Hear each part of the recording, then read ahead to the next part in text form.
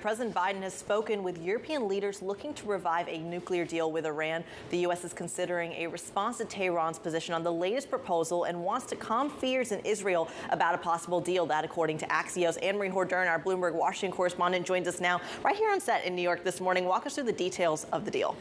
Well, right now, this call, we don't have a ton of details about the call. And the deal, the United States has plays their cards very close. So they're not saying what the response is going to be. All we know is that the Europeans say that it was constructive. So we still don't know how the United States is going to respond.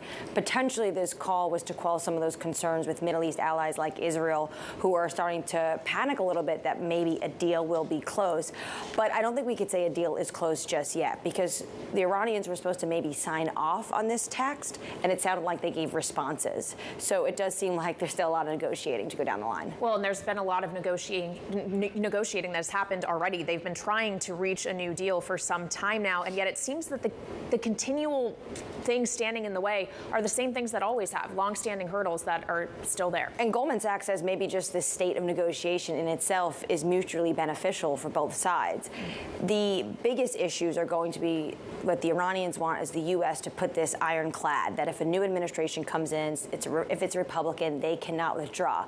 And Mohammad Morandi, this Iranian who's on the nuclear deal talks, says that the U.S. needs to pay a price if they pull out. So they want to make it really difficult for the United States to pull out. The other big hurdle that has always been in the way, but there's been reports that potentially Iran has started to back away from that, is that the Islamic Revolutionary Guard be taken off the terror list. Maybe they've capitulated on that, but they certainly have not capitulated on the fact that they want this to be legal text. So say there's a Republican president, they can't withdraw the way the former president did in 2018.